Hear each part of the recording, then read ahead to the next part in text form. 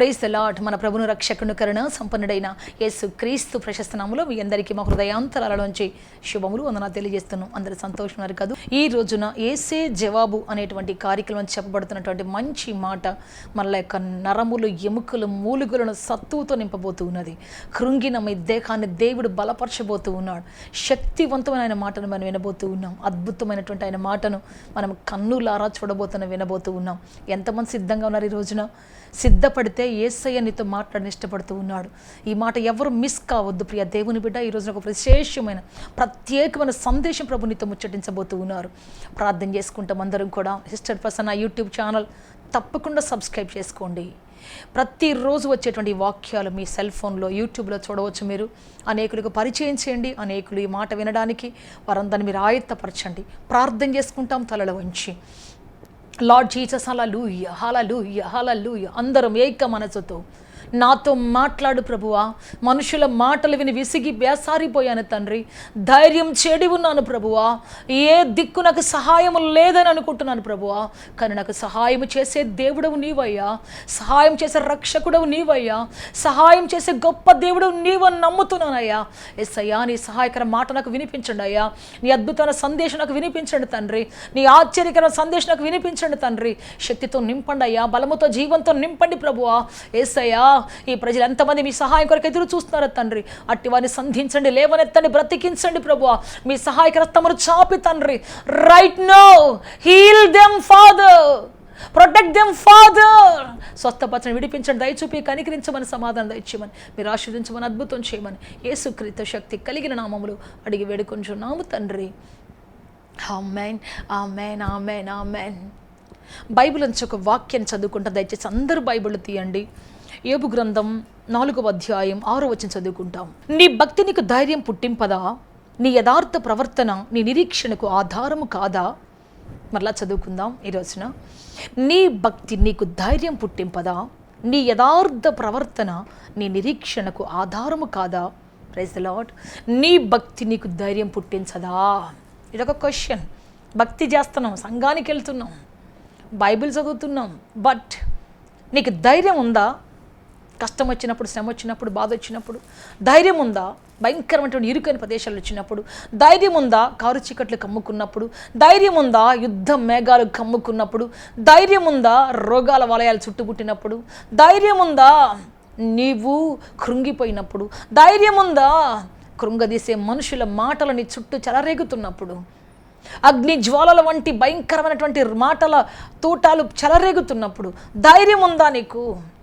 ధైర్యం లేదు అంటే నీ భక్తిని కాస్త సంకోచించాల్సిందే. అందుకే ఇక్కడ బైబిల్ చెబుతుంది, నీ భక్తి నీకు ధైర్యం పుట్టిస్తే, నిజంగా ధైర్యం పుట్టిస్తే, నిజంగా నీవు చేసే భక్తి చాలా కరెక్ట్, నువ్వు నమ్మే దేవుడు కరెక్ట్. ప్రైజ్ లార్డ్, హల్లెలూయా. నీ దేవుడి మీద పరిపూర్ణ విశ్వాసం నీకుంటే ఎప్పుడు నీకు ధైర్యమే ఉంటుంది. ప్రైజ్ లార్డ్, హల్లెలూయా. సింహాల బోన్లో పోవాల్సి వచ్చినప్పుడు దానియేలుకి ధైర్యమే ఉంది. దిగులు పడి ఆడవలేదు. అయ్యో నన్ను పట్టుకొని రాజా, రేపు చూస్తానో లేదో రాజా, నిన్ను చూస్తానో లేదో రాజా, నా అందరికి వీడుకోలు చెప్పలేదు. అందరిని పిలిచి అయ్యో నేను వెళ్తున్నాను, వస్తానో రాదో, తిరిగి వస్తానో రానో, ఆ సింహాలను బ్రతకనిస్తాయో లేదో అనేటువంటి వీడుకోలు ఎవరికి చెప్పలేదు.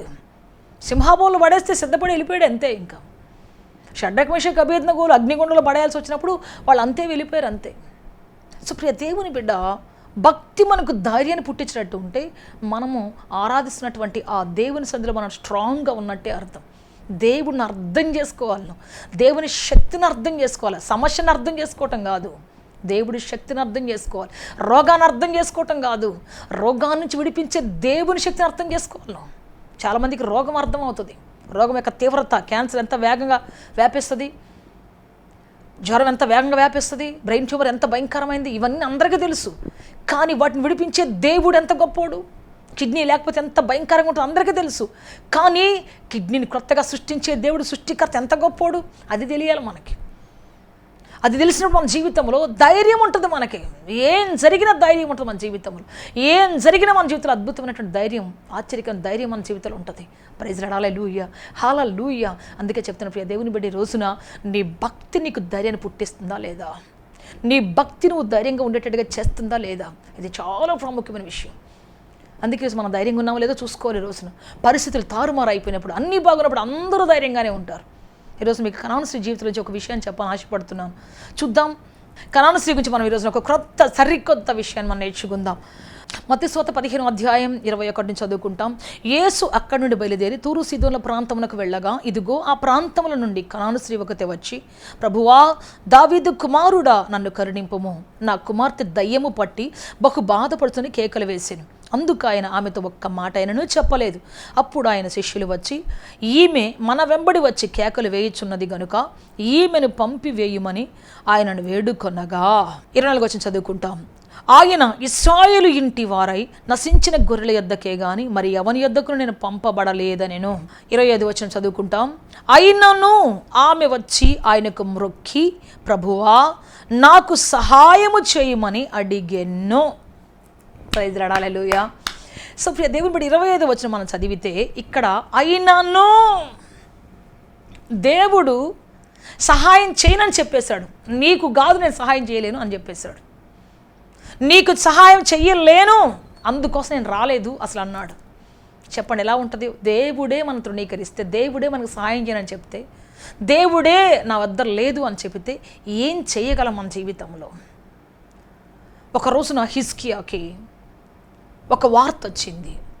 యెషయా గ్రంథం 38వ అధ్యాయంలో మనం చదువుకుంటే, హిజ్కియా అనేటువంటి రాజు, దేవుని చేత ప్రేమించబడిన రాజు, అద్భుతమైన పరిపాలన చేసినటువంటి రాజు, శత్రువుల కోటలను చెదరగొట్టినటువంటి రాజు, ఆయన ప్రజలను కాపాడి ఉన్నత స్థలాలు ఉన్నటువంటి ఆ దురాత్మలన్నిటినీ ఆ యొక్క ప్రతిభలను తీసివేసి దేవునికి ఇష్టంగా పరిపాలన చేసినటువంటి ఒక మంచి రాజు ఆయన. అయితే అతని దగ్గరకు మరి రోగం, ఆయనకు భయంకర రోగం వచ్చినప్పుడు ఒక ప్రవక్త వచ్చాడు, యెషయా ప్రవక్త వచ్చాడు. వచ్చినప్పుడు ఈయన అనుకున్నాడు, అబ్బా, దేవుడు నా కోసం ప్రవక్తను పంపించాడు, నాకేదో మంచి శుభవచనం చెప్తాడు, 100% నేను బాగుపడతాను, నేను చక్కగా మరి ఆశీర్వదించబడతాను అని చెప్పేసి అనుకుంటున్నాడు. వెంటనే ప్రవక్త వచ్చి చెప్తా ఉన్నాడు. చూద్దాం. యెషయా గ్రంథం 38వ అధ్యాయం 1వ వచనం చదువుకుంటాం.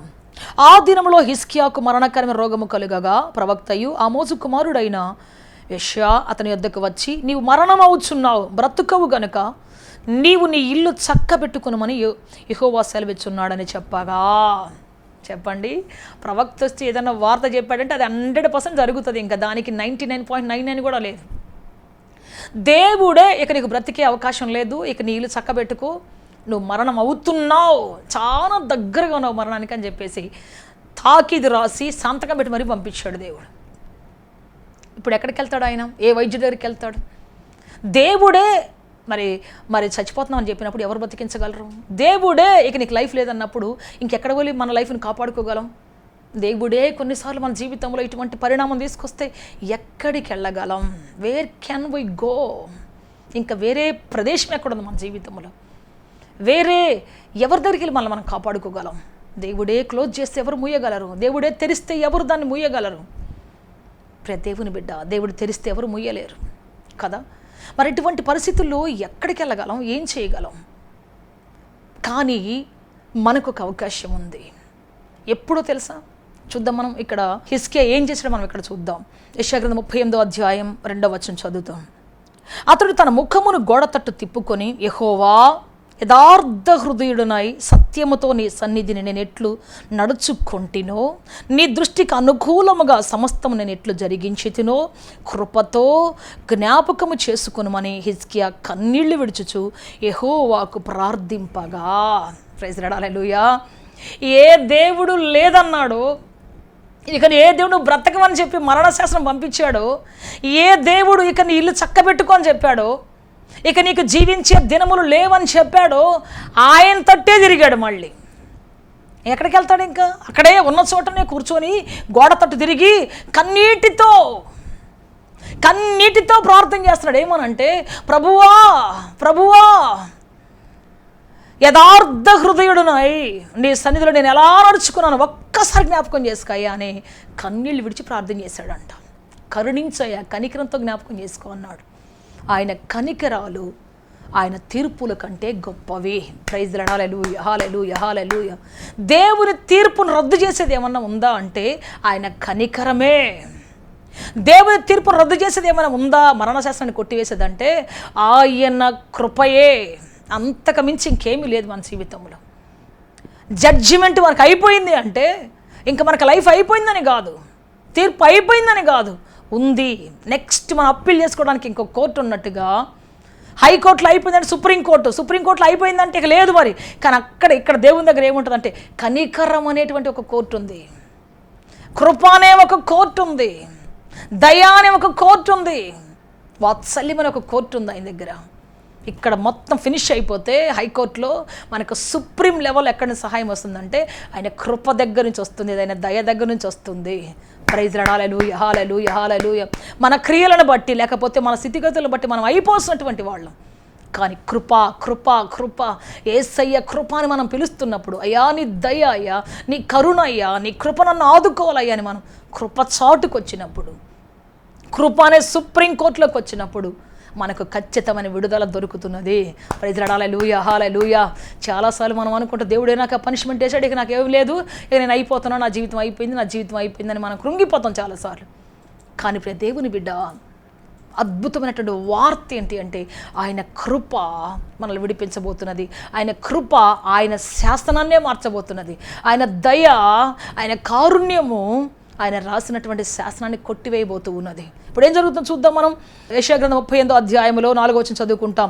యెహోవా వాక్కు యెషయాకు ప్రత్యక్షమై ఇలాగు సెలవిచ్చెను, నీవు తిరిగి హిజ్కియా వద్దకు పోయి గో బ్యాక్ అన్నాడు. ఎందుకు ప్రభు? ఇప్పుడే కదా చెప్పొచ్చాను. Just now I proclaim the death news in his life. Where should I go? Why should I go? ఎందుకు వెళ్ళాలి ప్రభా నేను మళ్ళీ అంటే, నువ్వు తిరిగి వెళ్ళు మళ్ళా, గో బ్యాక్ వన్స్ అగైన్.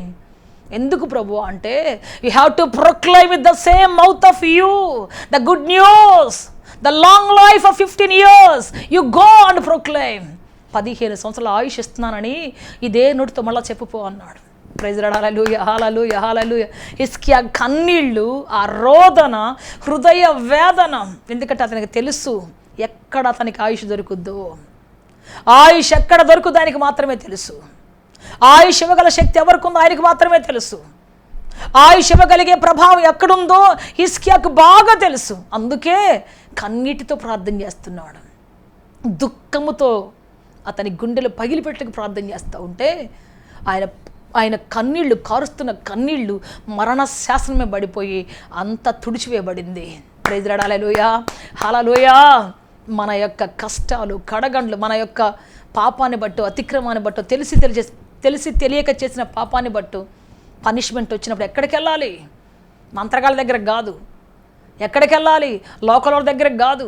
ఆ మధ్య ఒక తల్లి చెబుతుంది, నా కొడుకుని వాడు సరిగ్గా రాత్రులు నిద్రపోవట్లేదు, ఊరంతా తిరిగి వస్తున్నాడు, వాడు అసలు మాట వినట్లేదు, అందుకోసం వాడిని తీసుకుపోయి ఒక మంత్రగాడి దగ్గర తీసుకుపోయి ఒక దండ వేపిస్తే వాళ్ళు ఖచ్చితంగా వాడు ఇంట్లో పడుకుంటాడు అని చెప్తావు. నేను చెప్పాను, నువ్వు ఎన్ని దండలు వేయించుకున్నా వాడి మనసు మార్చేది ప్రపంచంలో ఏదీ లేదు. ఆయన కనికరం దిగొస్తే వాడిని బట్టిన దురాత్మలన్నీ గజగజ వణుక్కుంటూ వెళ్ళిపోతాయి. అప్పుడు మాత్రం ఇంట్లో ఉంటాడు. వాడికి మారు మనసు రావాలి. మొట్టమొదట నువ్వు పశ్చాత్తాపడాలి. నీ బిడ్డని ఎత్తుకొని నీ బిడ్డని వాడి పేరుని ఎత్తిపట్టి దేవుని సన్నిధిలో ప్రార్థన చేసే వ్యక్తిగా ఉండాలి.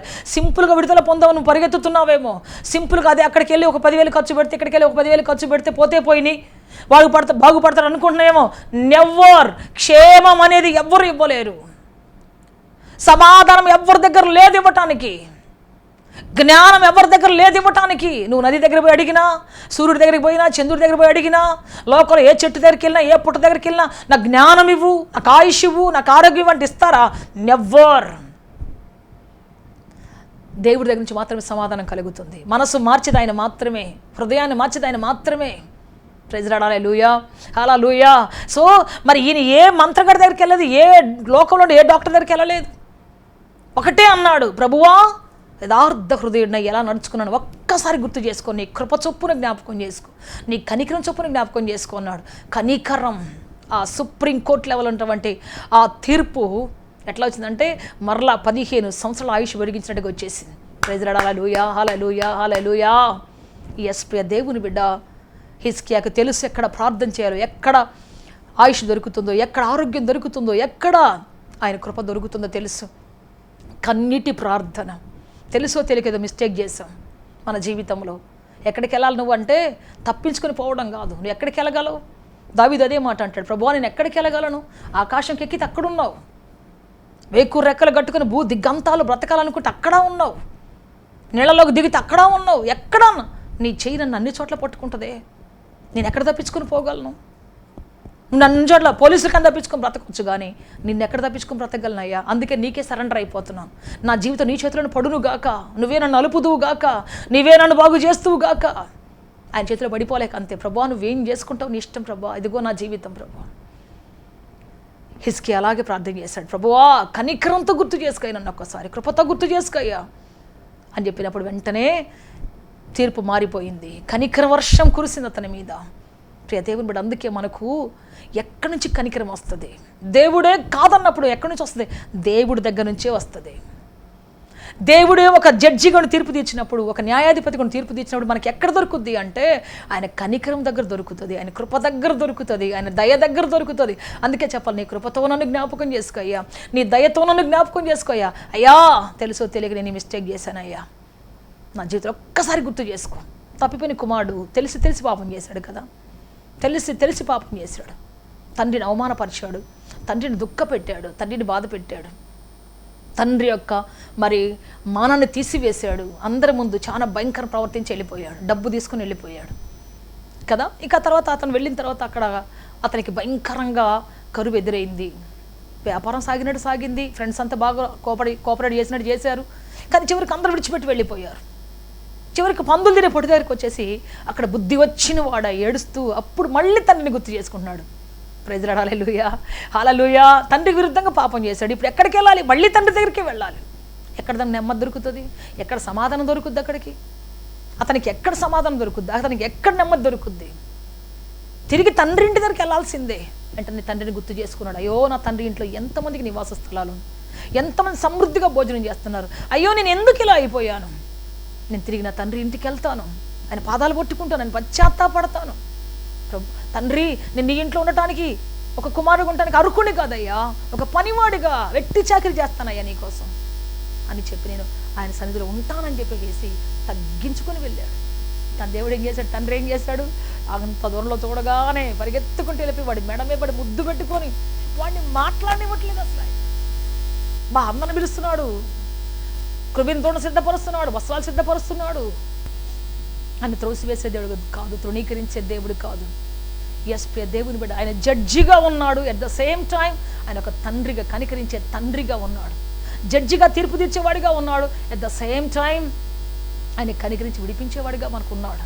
అయితే నీవు ఆయన యుద్ధకు వచ్చినప్పుడు, ఆయన సన్నిధికి వచ్చినప్పుడు ప్రియ దేవుని బిడ్డ నువ్వు విడిపించబడబోతున్నావు, కనికరించబడబోతూ ఉన్నావు. ఆయన కృప నీ మీద విస్తారంగా దిగిరాబోతున్నది, ఆయన సమాధానం నీ మీద విస్తారంగా దిగిరాబోతూ ఉన్నది.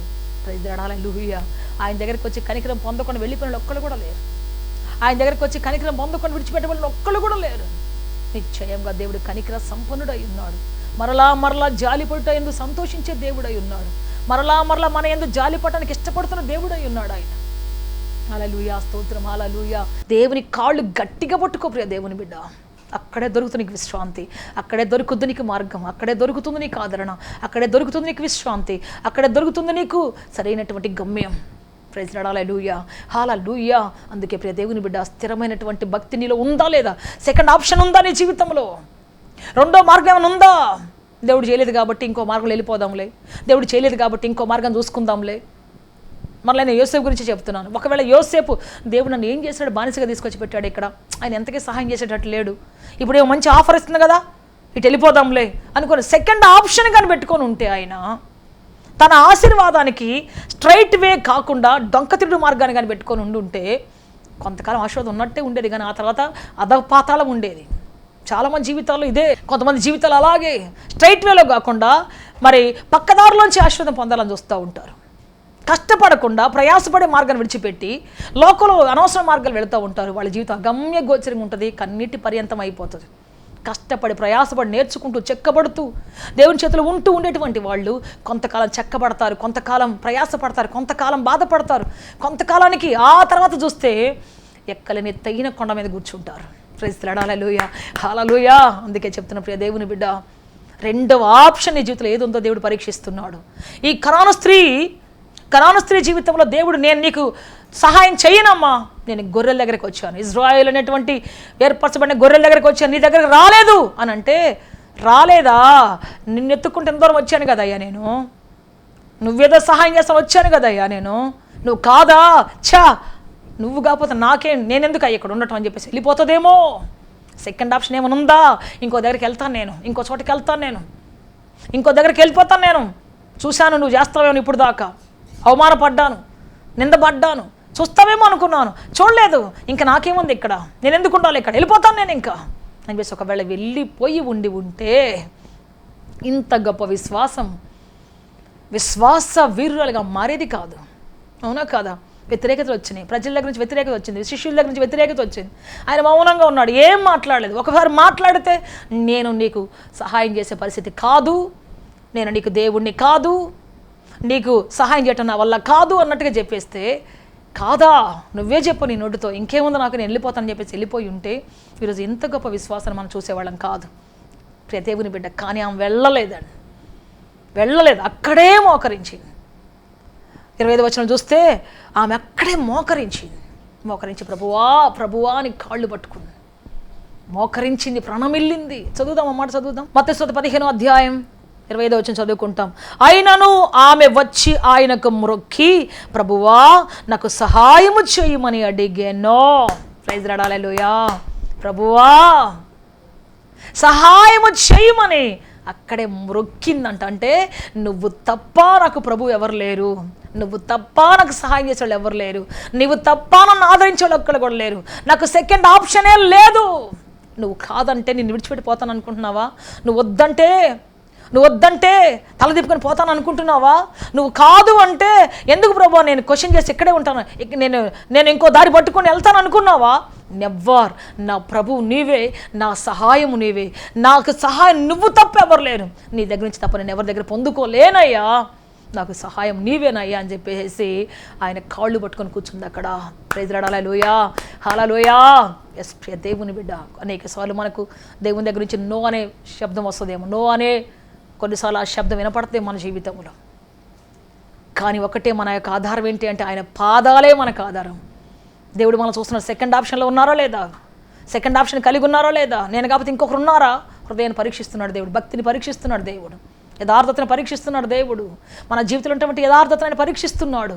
కొన్నిసార్లు ఆయన పరీక్షించాలనుకున్నప్పుడు ఆయన పక్కకు తప్పుకుంటాడు, నేను చేయను అంటాడు అంతే, నేను లేను అంటాడు అంతే.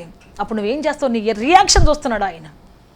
ఒకవేళ ఈరోజు ఉన్నటువంటి పరిస్థితులు నీవు ఉన్నావేమో, దేవుడు చేయలేదనుకుని కుమిలిపోతూ ఉన్నావేమో, కానీ ఈరోజు చెప్పు, నాకు నువ్వు తప్ప ఎవరు లేరయ్యా, నువ్వు తప్ప నా జీవితానికి ఆధారం ఏది లేదయ్యా, నువ్వు తప్ప నా జీవితంలో నీ కనికరం తప్ప నాకు వేరే మార్గం లేదయ్యా, నీ కనికరం అనే కోర్టులో నాకు కనికరం దయచేయను, మంచి తీర్పు నాకు దయచే ప్రభు అని చెప్పేసి ఈరోజు అడుగుదాం, ప్రార్థన చేద్దాం. ఇప్పుడు దాకా ఇది కాకపోతే ఇంకొకటి, ఇది కాకపోతే ఇంకోటి అనుకొని 2 మార్గాల మధ్యలో నీవు నిలబడి ఉన్నావేమో, 2 దొడ్ల మధ్యలో పడుకున్నటువంటి గార్ధంలాగా ఒక వెలతికేవేమో. ఈరోజు చెప్పాలి, నువ్వు తప్ప నాకు వేరే మార్గం లేదు ప్రభువా, నీవు తప్ప నాకు వేరే జీవం లేదు ప్రభువా, నీవే నాకు ఆధారం ప్రభువా అని అడిగి చూడు. ప్రభు నిన్ను నడిపించబోతున్నాడు. ప్రార్థన చేసుకుంటాం అందరు తలల వంచి. లార్డ్ జీసస్, హల్లెలూయా, యేసయ్యా మీకు స్తోత్రం. అందరు నోరు తెచ్చి దేవుడిని అడుగుదాం. ప్రభువా ఇంతకాలం తెలిసి తెలియక 2 ఆలోచనలు, 2 తలంపుల మధ్యలో బ్రతికానయ్యా, 2 తలంపుల మధ్యలో జీవించానయ్యా. అయ్యా నన్ను క్షమించయ్యా, నా బ్రతుకును మన్నించయ్యా, నా జీవితానికి ఆధారం నీవు తప్ప ఇంకెవరు లేరు ప్రభువా, నేను ఎక్కడికి వెళ్ళను ప్రభువా, నీ కాళ్ళు మాత్రం పట్టుకొని కూర్చుంటానయ్యా, నేను ఎక్కడికి వెళ్ళను ప్రభువా. ఎన్ని శ్రమలు వచ్చినా, కష్టాలు వచ్చినా, బాధలు వచ్చినా, నా చివరి శ్వాస వరకు తండ్రి నీ యొద్దనే కూర్చుంటాను. నీ పాదాలే నాకు ఆశ్రయము తండ్రి, నీ పాదాలే నాకు శరణము తండ్రి, నీవే నాకు జీవము తండ్రి, నువ్వే నాకు ఆధారము తండ్రి, నా ఆశ్రయము నీవేనయ్యా. అయ్యా నీవు తప్ప నేను ఎక్కడికి వెళ్ళలేనయ్యా, నాకు ఆధారం ఇంకొకటి లేదు ప్రభువా, నాకు జీవం ఇంకొకటి లేదు నాయనా. నీ కృప నాకు కావాలి తండ్రి, నీ దయ నాకు కావాలి తండ్రి, నీ ఆదరణ నాకు కావాలి ప్రభువా, నీ ఆశీర్వాదం నాకు కావాలి ప్రభువా, నీ జీవం నాకు కావాలి ప్రభువా. ఈరోజు నువ్వు తప్ప నాకెవరు లేరని ప్రకటిస్తున్నాను మనస్ఫూర్తిగా ప్రభువా. అయ్యా నువ్వు తప్ప నన్ను హెచ్చించేవారు ఎవరు లేరని, ఉత్తర దక్షిణ తూర్పు పడమర ఎక్కడి నుంచి, అరణ్యం నుంచి, ఎడారి నుంచి ఎక్కడ నాకు ఆశీర్వాదం రాదని, నువ్వు ఇవ్వని ఆశీర్వాదం నాకు ఏది వద్దని, నువ్వు ఇవ్వని దీవెన నాకు ఏది వద్దని ప్రభువా, ప్రభువా ఒప్పుకుంటాను ఈ రోజున ప్రభువా. నాకు ఆశ్రయం నీవే యేసయ్యా. హల్లెలూయా, హల్లెలూయా, హల్లెలూయా. ఎంతమంది ప్రజలు ప్రార్థిస్తున్నారో యేసయ్యా, ఎంతమంది ప్రజలు ప్రార్థిస్తున్నారో తండ్రి నాయన. వారి మొర్ర ఆలకించమని మీ కాళ్ళు పట్టుకొని బతిలాడుతున్నాం. వారి మొర్రకు చెవి యొగ్గమని మీ కాళ్ళు పట్టుకొని బతిలాడుతున్నాం తండ్రి. మీ కృపా దయ కనికరించి నడిపించండి అయ్యా. సహాయం చేసి నడిపించండి అయ్యా. అద్భుతం జరిగించండి అయ్యా. యేసయ్యా, ఆశీర్వాదంతో నింపండి ప్రభువా, జీవముతో నింపండి తండ్రి నాయన. నీ సుప్రీంకోర్టు ప్రభువా, నీ కనికరం అనే సుప్రీంకోర్టులో తండ్రి నాయన, నీ కారుణ్యం అనే సుప్రీంకోర్టులో తండ్రి నాయన, నీ వాత్సల్యం అనే సుప్రీంకోర్టులో తండ్రి నాయన సరైన ప్రత్యుత్తరం ఇచ్చే దేవుడవు నీవయ్యా. నీ కాళ్ళు పట్టుకున్న వాళ్ళు ఎప్పుడు కూడా తండ్రి నాయన త్రోసి వేయలేదు నాయన. నీవు కనికరం కోసం అడిగిన వారిని ఎప్పుడు కూడా దాటిపోలేదయ్యా. మీ కృపతోడిచ్చి నడిపించి బలప సహాయం చేయమని యా మీరు ఆదరించమని వచ్చినాం, అద్భుతం చేయమని వచ్చినాం తండ్రి. మీ శక్తితో మీ బలముతో జీవంతో నింపి నడిపించి బలప సహాయం చేయమని యేసుక్రీస్తు శక్తి కలిగిన నామములు అడిగి వేడుకొంచున్నాము తండ్రి. Amen, amen. May God bless you all. గడతగా దీవించి ఆస్వాదించి ఉన్నతంగా ఫలభరితంగా మార్చునుగాక. గొప్ప సమాధానం సమకూర్చి ఆయన యజమానుడిగా, తండ్రిగా, రక్షకుడిగా మీ ఎదుట నిలబడి మిమ్మల్ని ఆదరించునుగాక, నడిపించునుగాక. ఆమేన్, ఆమేన్. సత్యముతో ఆరాధించాలని ఆశిస్తున్నారా? యేసయ్యను గూర్చి మరింత లోతుగా తెలుసుకోవాలని అన్వేషిస్తున్నారా? శ్రమల, వేదనల, గొడ్రాలితనమా, నిరుద్యోగమా, ఓటమియా, సమస్య ఏదైనా జవాబు మాత్రం యేసులోనే. మీ సమస్యల కొరకు ప్రార్థించుటకు మా ప్రేయటవ ద్వారములు ఎల్ల వేళలా తెరవబడే ఉంటాయి. వివరములకు మా చిరునామా హోలీ ప్యారడైజ్, KH వాడ, నవాబ్పేట, నెల్లూరు, ఆంధ్రప్రదేశ్, ఇండియా. మా ఫోన్ నంబర్లు 9247807631 మరియు రండి, మీ దుఃఖ దినములు సమాప్తములగును. ఆమేన్, ఆమేన్, ఆమేన్.